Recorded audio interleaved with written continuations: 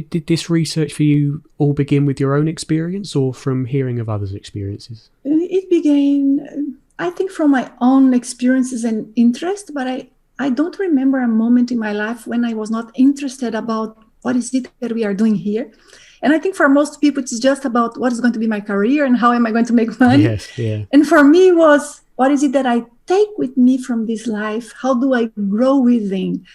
And this is what I have been pursuing since ever. So who are we actually? How do we grow within? Because I really feel inside of myself that what is ours, what we have learned, nobody can take from us, but everything else can be taken from us. And so I thought when I was a child that I would find it in psychology. So I pursued for a moment to study psychology, which I ended up studying like a master in psychology and understanding better. But at a certain point, I understood that psychology was not what I was looking for. I was looking for something more ample. And I started then studying consciousness. And what's the nature of consciousness? We talk so much about consciousness being what identify ourselves, and we can feel the sense of being alive and seeing the world, but nobody really can explain what consciousness is. And from everything that I have experienced and what makes sense also, it's not only my experience, I think it makes sense. I think it explains well the world. We have to be something beyond the brain. How can we be just a result of cells and what is in our neurons? It makes so much more sense that we exist beyond the brain. So I think that that fits perfectly. Many would dispute that and say that observationally we can see that the consciousness is just a product of interactions between neurons and electrochemical interactions. Although we don't certainly know how exactly those interactions produce consciousness, we can see evidentially that the consciousness is in the brain. How would you respond to that? I would say that this is just a way of explaining superficially, because nobody can prove that consciousness, awareness, a sense of self is in the brain. So, okay, if everything comes to a point in which we cannot prove this one, I think we have more evidences of the other side, because we do have many cases of near-death experiences, some of them that we cannot just dismiss, some of them in which brings very strong evidences of people being able to be conscious and manifest and perceive information much beyond the brain. We also have, and many people don't know, very serious studies on past life experiences. And most people think, this is just a fantasy. I agree. For many people who say about this is just a fantasy, because people just, choose to believe they were Cleopatra or Mark Antony or something like that. It's always Cleopatra, isn't it? Yes, it's always. So it has to be something fancy. Nobody was a John Doe something. No. But in a way, the studies that already exist, that are serious studies, they bring information that we cannot just discard. Also, the huge number of people describing experiences beyond the physical body, in which I include myself. I have had experience since very early age. I did not know about the phenomena. I did not pursue it. I had information that was confirmed, but also in my career, in a way, in what I do, talking to so many people, I have people that come to me that they never studied about the phenomena, but they have had experience since very early age.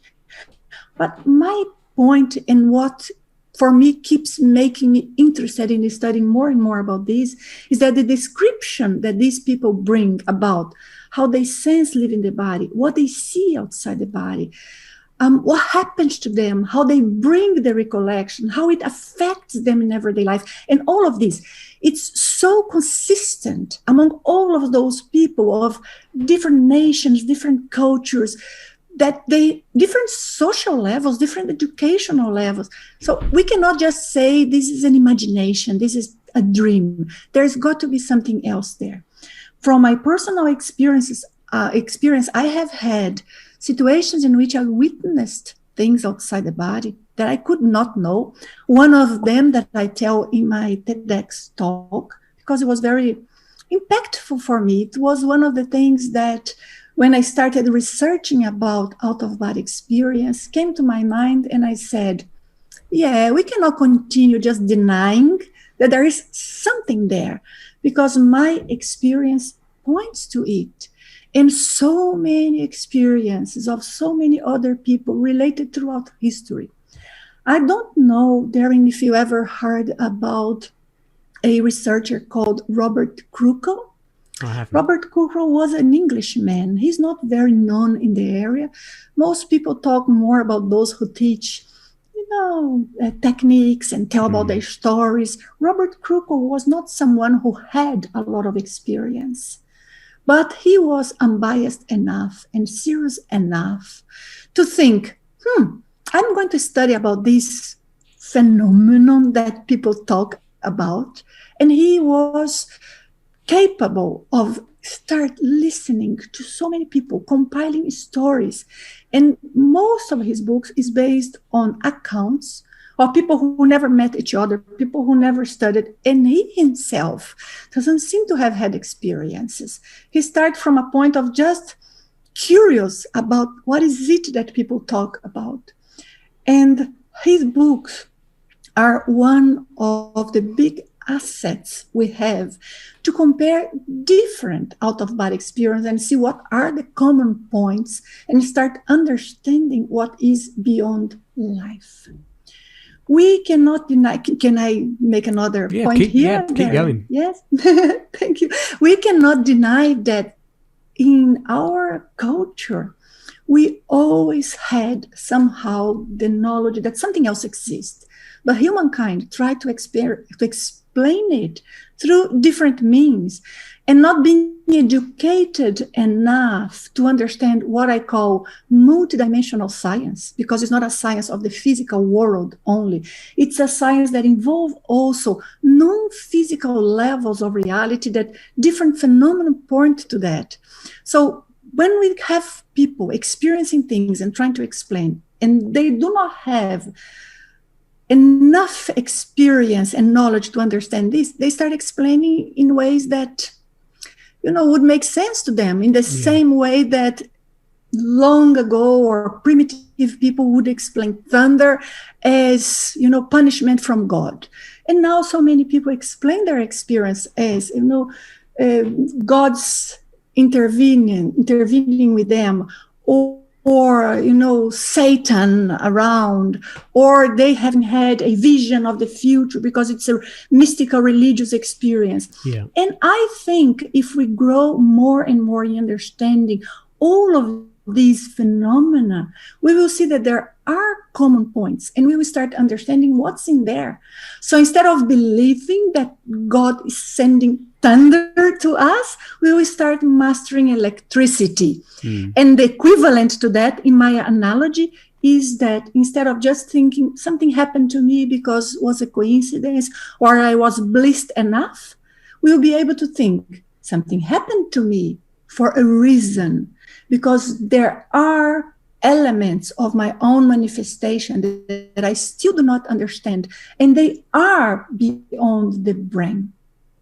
There is one thing, the last one I'm going to comment, and I will let you continue, Darren. But you know that in some cases of severe Alzheimer's, and there are some very, very interesting, good scientists researching that.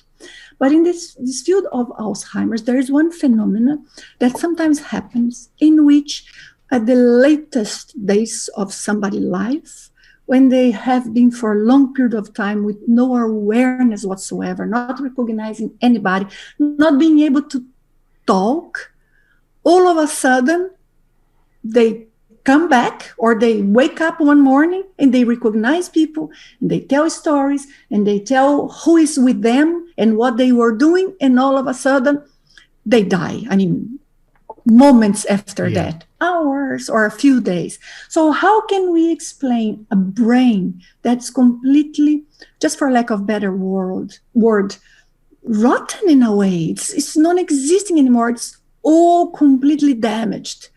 But the person has a lapse of lucidity, of awareness that comes out of the blue. And how can we explain cases in which people are in coma and they see things, or when people are under anesthesia or considered dead and they see events, they see what's going on in the other side of a hospital, and they come and they can tell. And so many cases of children who have had near-death experiences that they come and report meeting relatives that they never ever knew they had. I mean, we have to start putting all of this together, not to be believers, because I think that would be the worst that could happen.